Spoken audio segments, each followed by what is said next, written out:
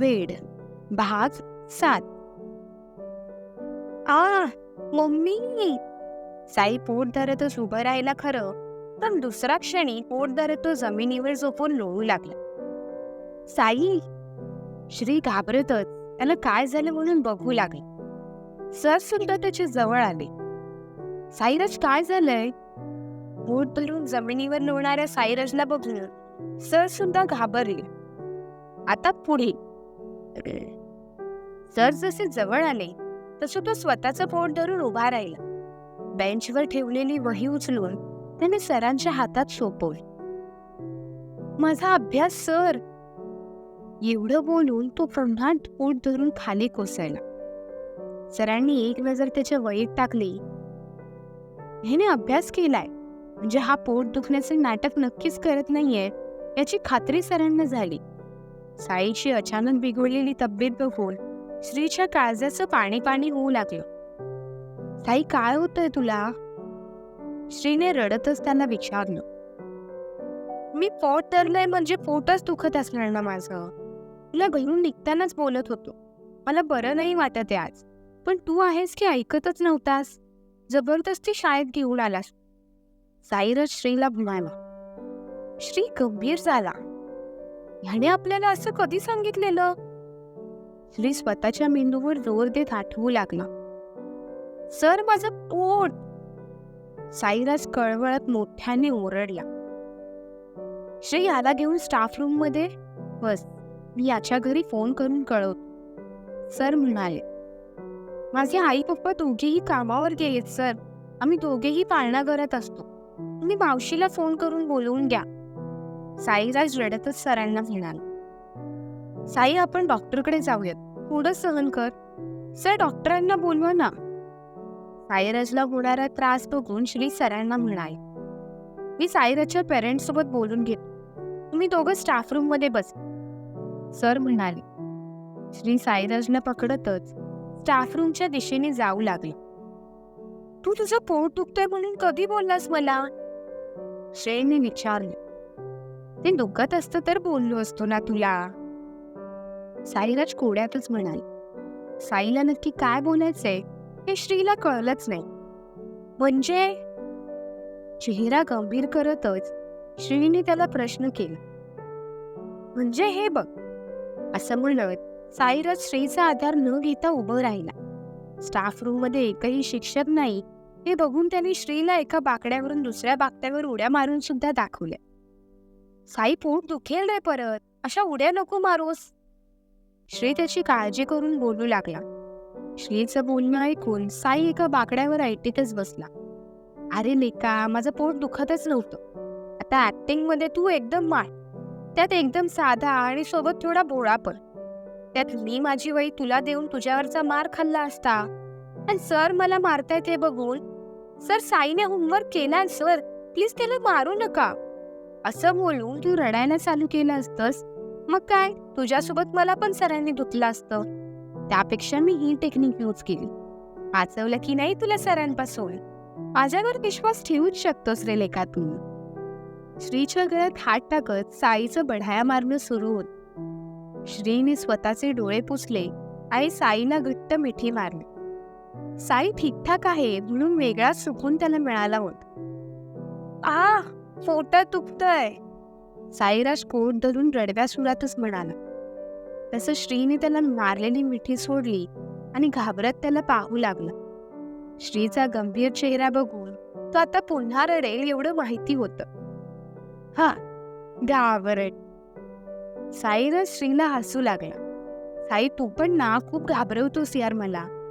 श्री तोंड पाडतच staff room मधीलच एका बाकड्यावर येऊन बस. मस्ती करतोय ना तुझी, तू असं नको ना रडत राहूस. तू असा रडत राहतोस ना, मग तू माझा मित्र म्हणून शोभून नाही दिसत.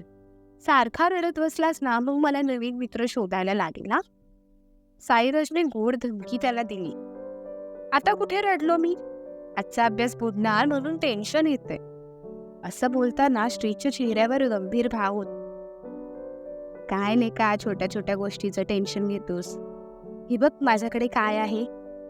साईराजने खिशातून 100च्या 2 नोटा बाहेर काढल्या आणि त्या श्री समोर धरल्या. साईजवळील 100च्या कोऱ्या करकरीत नोटा बघून श्रीचे डोळे मोठेच झाले. एवढे पैसे कुठून आले तुझ्याकडे? श्रीने त्याला प्रश्न केला. आज चायनीज खायचा मूड होता माझा. मग पप्पाने दिले पैसे आणि श्रीला पण सोबत घेऊन चायनीज खा असं पण ते बोलले. साईराजने म्हटलं, खरंच चायनीज खायला मिळणार म्हणून श्री खुश झाला. तुझ्यासोबत मी कधी खोटं बोलतो का? साईराजने त्याच्या गळ्यात हात टाकतच त्याला विचारले. तसं श्रीने नकारार्थी वाण डोलवत नाही म्हणलं. आता मावशी आपल्याला न्यायला आली की आपण जाऊया आणि ती झोपली की हॉटेलमध्ये जाऊन चायनीज खाऊया, साईराज म्हणाला. ती तर तुलाच घेऊन जाईल, मला नाही नेणार. आजारी तर तू आहेस ना, मी थोडी नाही. तू एकटाच जाऊन चायनीज खाऊन ये, श्रीने तोंड पाडतच म्हटलं. साईराज आपली बारीक नजर करतच श्रीकडे पाहू लागले. कोणीतरी स्टाफ रूम मध्ये प्रवेश करते असं त्याला जाणवलं. तसं हाताची मूठ करत त्याने जोरातच श्रीच्या पोटावर आदळले. श्री पोट धरतच कळवळायला लागला. इतक्या जोरात साईने त्याला मारलं होतं. सरांनी पाळणाघरातल्या मावशीसोबत तिथे प्रवेश केला. श्री, तुला काय झालं आता? सर श्रीची काळजी करतच त्याची विचारपूस करू लागले. या मावशीने सकाळी आम्हा दोघांना दुधात काहीतरी घालून दिलं असणार, म्हणून आम्हा दोघांचं पण पोट दुखतंय. पाळण्याघरातील मावशीवर तर्जनी रोखून धरतच साईराज म्हणाला. मावशीला घेऊन प्रचंड राग त्याच्या मनात होता. तो राग बघून मावशीने आवंडाच गेला आणि त्यांनी सरांकडे पाहिलं. तुझं पोट दुखायचं बरं झालं का? सरांनी साईला विचारलं. मम्मी, अधूनमधून कळा येत आहेत सर. स्वतःचं पोट धरतच साईने पुन्हा आपल्या पदावर पदार्पण केलं. श्रीचं मोठमोठ्याने रडणं चालू असतं. तुम्ही दोघांना घेऊन जावा. श्री, तुझ्या पॅरेंट्सला सुद्धा मी फोन करून कळवतो, सरांनी म्हटलं. पाळणाघरातील मावशी दोघांनाही घरी घेऊन जाऊ लागल्या. मला नाही तुझ्याशी बोलायचं, श्री हुंदके देतच साईराजला म्हणाला. एका कोपऱ्यात बसून तो स्वतःचं पोट धरून आणखीनच मोठ्याने रडू लागला. आपल्या बेस्ट फ्रेंडवर असं कोणी रागवतं का? साईराजने त्याचे डोळे पुसतच त्याला विचारलं. तू माझा बेस्ट फ्रेंड नाहीयेस, श्री त्याच्यावर ओरडलं. पण तू तर माझा आहेस ना. आणि ऍक्टिंग इज व्हेरी डिफिकल्ट रे रेखा. तुला नसलं जमलं म्हणून मला तुला मारावं लागलं, साईराज श्रीची समजूत काढत म्हणाला. एवढ्या जोरात कोण मारतं? मला खूप दुखलं. मी नाही म्हणजे नाहीच बोलणार तुझ्याशी. श्री खूपच रागवलेला त्या. इथे बघ मी काय करतोय ते, असं बोलत साईराज उजवा हात जोरजोरात भिंतीवर आपटू लागला. साई, काय करतोयस? श्रीने त्याचा हात पकडत त्याला भिंतीवर हात आपटण्यापासून अडवली. आता बघ, मी स्वतःला शिक्षा पण केली. आता तरी चल ना चायनीज खायला, मला खूप भूक लागली आहे रे, साईराज निरागसतेनेच म्हणाला. परत मला मारणार नाहीस ना? Promise me. हाताची मूठ करत श्रीने समोर धरली. प्रॉमिस रे का? साईराजने स्वतःच्या हाताची मूठ करत त्याच्या मुठीवर आदळली. बट्टी, श्रीने विचारलं. मी मोठा झालोय, मी असं कट्टी नाही खेळत, कारण मी कट्टी कोणासोबत घेतच नाही ना. चल यार इथून.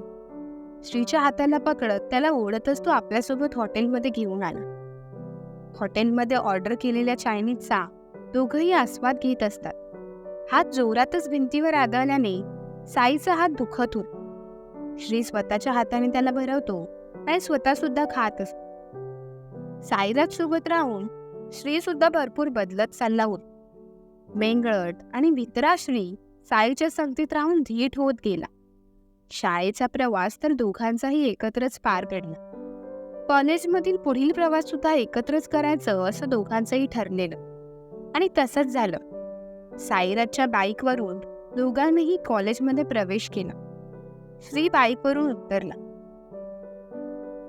मित्र शोभतोस तू माझा, साई त्याची मस्ती करतच म्हणाला. श्रीने दुसऱ्या क्षणी साईचे सगळे केस विस्कटले. तू मगाशी माझा मित्र शोभून दिसत नव्हतास, पण आता दिसतोय, श्री हसतच म्हणाला. साईराजने बाईकच्या हँडलवर डोलणाऱ्या आरशात डोकावत स्वतःचे केस पाहिले. श्री, तुला तर ना, असं म्हणत तो श्रीवर झिडप घालणार, पण तोपर्यंत श्रीने तिथून पळ काढला. श्री, थांब! साईराज बाईकवरून उडी मारतच श्रीला पकडायला जाणार, तोच त्याच्या मागे जाऊ लागला. पण अचानकपणे तो जागी स्थिर झाला. गेटजवळ गणेशासोबत असलेली मैथिली त्याच्या नजरेत भरली. साईराज आपल्याकडेच बघतोय असं मैथिलीला जाणवताच ती गणेशाचा हात पकडत तिथून जाऊ लागली. गेली रे ती. श्री साईजवळ ये त्याच्या डोक्यावर टपली मारतच म्हणाल. कोण? साईने विचारलं. ती जिला तू बघत होतास. श्रीने त्याला कोपरखळी मारली. तुला नाव माहितीये का तिचं? शुभतेने साईने श्रीला विचारलं. एक मिनिट तरी तू मला एकट्याला सोडतोस का, जे तुझ्यापेक्षा जास्त ज्ञान मला असेल असं तुला वाटतं? श्रीने त्याला विचारलं. हा, ते पण आहेच. साईने श्रीच्या गळ्यात हात टाकतच म्हटलं. पाठमोऱ्या मैथिलीला बघत तो एका वेगळ्या धुंदीत हरवत चाललेला. लेक्चरला बसायचंय ना? श्रीने असा प्रश्न करतात साईला काहीतरी आठवलं. तू मगाशी कसले तरी डेअरिंग केलेलीस लेका. आता मासा स्वतःहून जाळ्यात आला म्हटलं तर साई का डिशूम होऊ जाऊ दे. काय बोलतोस? असं म्हणत साई तिरपी नजर श्रीवर ठेवत नजरेनेच थोडी भीती श्रीच्या मनात निर्माण केली. साईचा डिशूम तर इतरांसाठी असतो रे, माझ्यासाठी साईकडे फक्त आणि फक्त लव आहे. ओव्हर ऍक्टिंग करून झाली असेल तर आता लेक्चर चालू व्हायच्या आत जाऊया. श्रीने त्याला मिठी मारत म्हटलं. लेका, खरंच मोठा झालीस रे तू. माझ्यासोबत राहून काहीतरी शिकतोस म्हणजे काय? साईराजने त्याला आपल्याजवळ ओढत त्याच्या गालावर ओठ टेकली. ए साई, तुझी ती आयटम तुला असं काही करताना बघून आधीच नकार देईन यार. श्रीने त्याला चिडव.